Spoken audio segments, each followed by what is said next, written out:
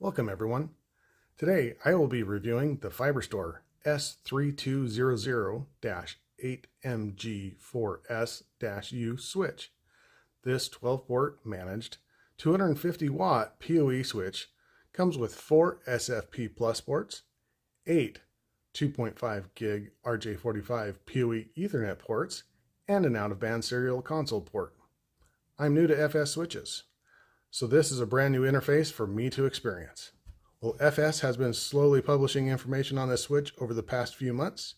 This is a new product and there is still a lack of documentation. In this video, I will cover initial connection, a few of the features advertised, a couple of the snags I've experienced while setting up this switch, and some of the things I like about this switch. Topic chapters have been set for this video, so feel free to skip ahead.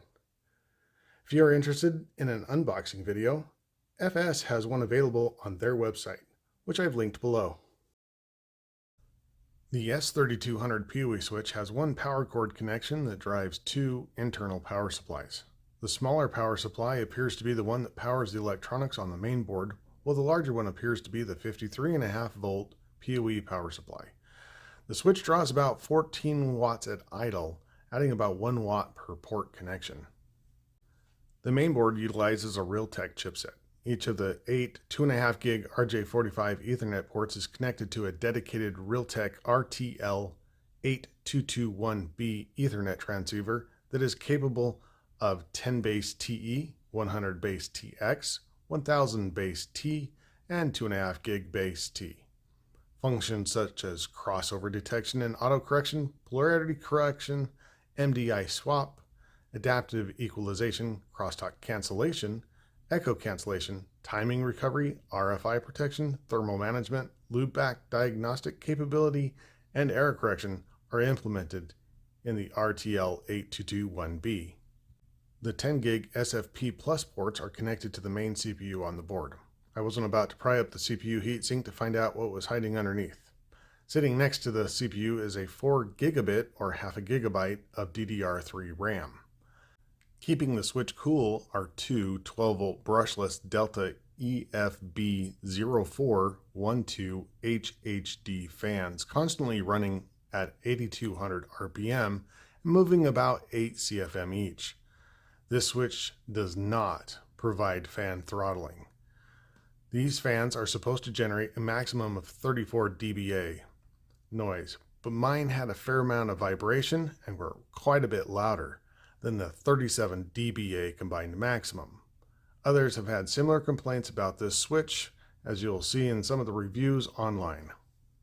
I opted to void the 5-year warranty and swap the fans with Noctua NF A4X20FLX fans. This works for my use case, but I would generally not recommend this fan swap. The Noctua fans are nearly silent, but only move about 60% of the air the Delta fans are supposed to. There is still some air channel noise from the intake grill and from the CPU heatsink, but the switch is whisper quiet. I'm running well under 200 watts of PoE, which is the convection cooling rating of the PoE power supply, and I don't have CPU intensive routing. The Noctua fans have kept the system temperature under 29 degrees Celsius and within a couple of degrees compared to the Delta fans. The Noctua fans are working for my use case, but they may not work for yours. The process for the initial setup using the web GUI is very similar to other switches which have a web GUI interface. In Windows, we can go to Network Connections, right-click on the Ethernet adapter that we will connect to the switch using, and select Properties. From there, we navigate down to the IPv4 or Internet Protocol version 4 and choose Properties. And then we will set an IP address that's on the same subnet that the switch uses by default. In this case, I'm using 192.168.1.2. The default subnet is acceptable. We will need to set the gateway to the switch's default address of 192.168.1.1. Click OK. Click Close. Wait for the settings to apply, and plug a cable into the Ethernet adapter and into the switch. and wait for the connection to establish. Once the connection is established, we can open up a web browser and navigate to the switch's default IP address. Again, the address is 192.168.1.1. The default username and password are admin, which you should definitely change before deploying the switch on your network. I will discuss changing the default admin user account later on in this video. Once we're logged in, we're presented with the dashboard. The dashboard provides a variety of information about the switch, including system name, system location, and system contact information, which are all editable from the dashboard by selecting the edit icon in the upper right corner. Also displayed are the network addresses, time information, and software version information. As you can see, this review is covering firmware version 1.0.1.14 and running Web FSOS version 1.0.1.8. The status of the various interface options are also displayed. HTTP is the only service enabled by default. Notably missing from the dashboard is system temperature information. This information is available, but under a PoE submenu, not directly from the dashboard. The interface panel shows the active status of each port.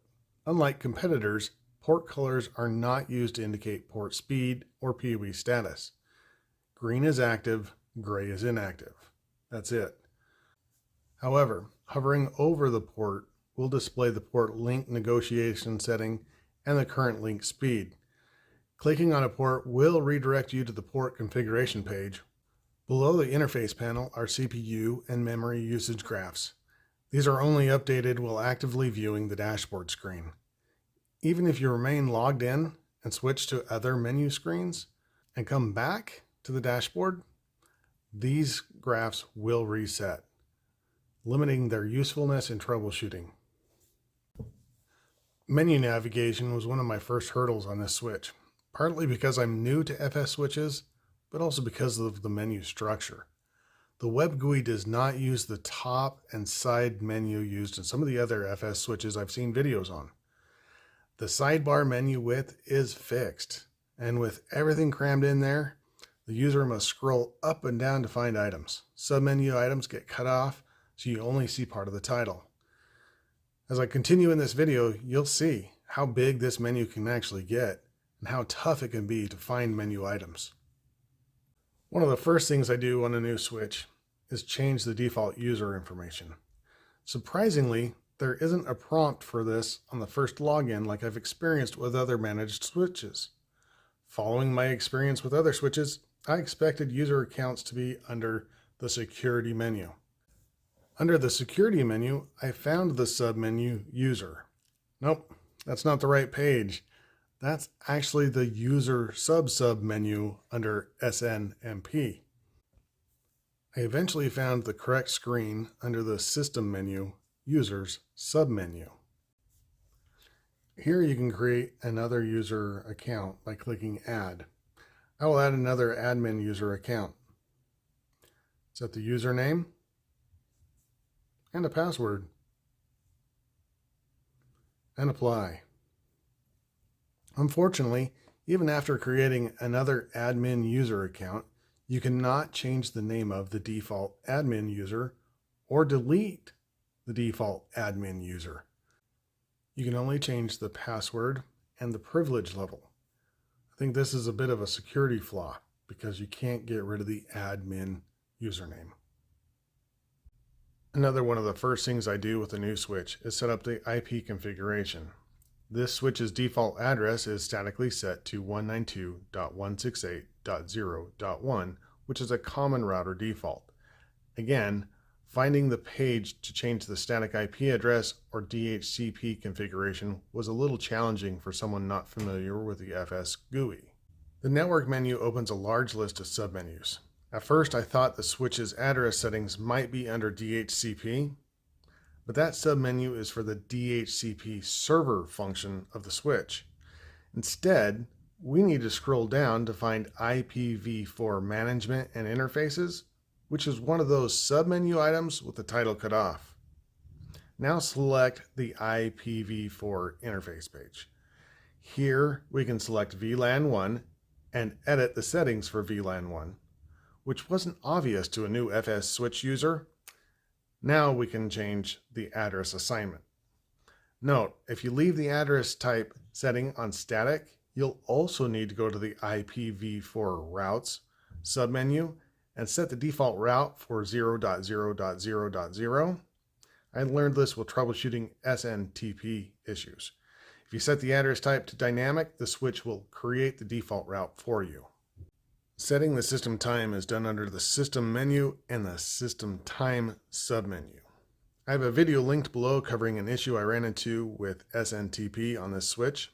In short, SNTP sets the date to December 31st, 2022 when it can't reach a time server. You must have a default route to your router set or switch the IPv4 management address type to dynamic in order to reach out to an external SNTP server. Remember to scroll down and click Apply at the bottom, then Save up at the top, or your configuration will be lost the next time the switch is rebooted. Using PoE on this switch is pretty straightforward. It's enabled on all 8 copper ports by default. I did find it a little strange that the system temperature, or what I assume is the system temperature, is displayed on the PoE port setting page. The FS website advertises this switch as a PoE++ switch. However, the cover on the face of the switch only shows PoE+, which I found a little odd. The spec sheet identifies compliance with IEEE 802.3 AF, AT, and BT with up to 45 watts per port. This aligns with 802.3 BT level 5, which utilizes all 4 pairs to provide up to 45 watts. This would technically make this switch a PoE++ switch. I have pulled 36 watts on a single port with an 802.3 BT compatible load device. However, the system doesn't display BT mode, it shows AT level 4. Level 4 is 802.3 AT, but the IEEE standard limits this level to 30 watts maximum on the output of the switch. So the switch shouldn't be supplying 36 watts in this mode. And I'm not sure that it is. It seems like the hardware engineers got the PoE right on this switch, but the software engineers didn't. The diagnostics menu includes a copper test. This test does a decent job of determining connected cable length and wiring faults. My ports all tested 0.36 to 0.77 meters open port. I tested 4 cables on 4 ports. A 50-foot Cat6 shielded cable, a 60.5-inch Cat5e unshielded cable, a 21-inch Cat6 unshielded cable, and a 39-inch Cat7 shielded twisted pair cable. If I subtract the open port length from the results, the switch did an excellent job of determining cable length on the Cat5e and Cat6 unshielded cables, and the Cat6 shielded cable.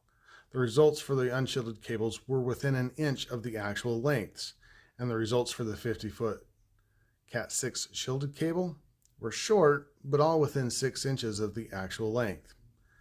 However, the test did not work well for the Cat7 shielded twisted pair cable. The shielded pairs must throw off the test. The 39-inch cable was consistently measured at about half of its actual length. Link aggregation setup is pretty easy compared to some other switches that I've used. Link aggregation is found underneath the interfaces menu item, link aggregation submenu item, and to get started, you'll need to go to the group sub menu page. From there, you can select a link aggregation group, click edit to open up the settings, select the ports that you want to add to the aggregation group, choose whether you want static or LACP. LACP is the 802.3 AD automatic function. Static is for round robin, XOR, and other link aggregation methodologies. You can even set a name for the aggregation group so you know what it is later. There you apply. One of the things I do notice about the link aggregation on the switch that I wish could be a little bit better Yes, they could have combined some of the pages so you don't have to hop around between LACP, port setting, and group to get everything you want. Another nice feature is the ability to display module information for modules plugged into the SFP Plus ports. Down underneath the Diagnostics menu, there is a Fiber Module submenu. Go there, choose the port, and click on Detail. And you can review detailed information about the module plugged into that port, including manufacturer, the speed, and serial number. This could be helpful information if you have modules sitting around that aren't labeled really well and you can't remember what their capabilities are. When I first received this switch, I was pretty disappointed with the fan noise and the software, which seems to be a little bit slapped together. However, I was not about to drop $100 on the return shipping and 15% restocking fee. Well, this would be an excellent switch to have tucked into a network closet at a conference center where it feeds out to a bunch of Wi-Fi 6E access points. I generally would not recommend this switch for home users due to the fan noise. If you're a home user considering this switch, you really need to evaluate whether or not you're willing to void the warranty to replace the fans, or if you have a place that can really shield the noise of the fans, if yours are as noisy as mine. This switch is a pretty new product for FiberStore, and I am hopeful that the software will receive some of the polishing touches that it needs. Overall, I'm happy to have this switch in my home lab. The switch works really well for my use case, and I had the willingness to open up the switch, void the warranty, and replace the fans to overcome the fan noise. If you're considering purchasing this switch, hopefully this video has given you enough information on the pros and cons to help make your decision. Thanks for watching.